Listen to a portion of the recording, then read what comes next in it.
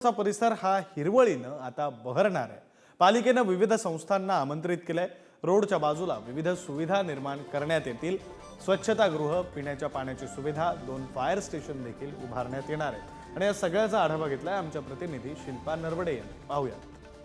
Coastal रोडचा प्रकल्प हा अनेक नागरिकांच्या पसंतीस उतरत असताना आता याच कोस्टल रोडच्या आजूबाजूला हिरवळ बहरणार आहे।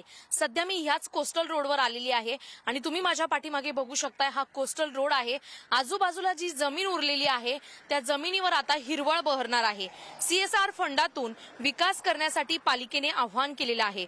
कोस्टलच्या भरावभूमीत आता हिरवळ बहरणार असल्याचं चित्र येत्या काही दिवसात आपल्याला पाहायला मिळेल।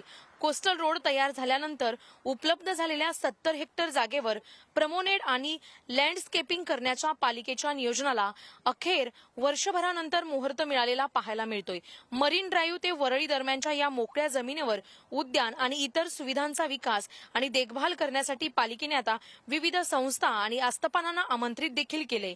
175 एकर मोकळ्या जागेवर पालिका उद्यान, पार्किंग तसेच इतर नागरी सुविधा उपलब्ध करणार असून त्यावर 2 फायर स्टेशन देखील उभारण्यात येणार आहे। त्यामुळे मुंबईमध्ये आगीच्या ठिकाणी वेगाने पोहोचण्यासाठी या फायर स्टेशनचा देखील उपयोग होणार आहे। त्यामुळे आता कोस्टल रोडला मिळत असलेली नागरिकांची, वाहन चालकांची पसंती पाहता आता हा कोस्टल रोड हिरवळीने देखील बहरणार आहे। त्यामुळे येणाऱ्या काळामध्ये या कोस्टल रोडचं आपल्याला आगळं वेगळं रूप पाहायला मिळेल आणि अनेक नागरिकांच्या, वाहन चालकांच्या पसंतीस उतरताना हा कोस्टल रोड आणि ही हिरवळ पाहायला मिळणार आहे। कॅमेरामॅन रोहनसह शिल्पा नरवडे, पुढारी, मुंबई।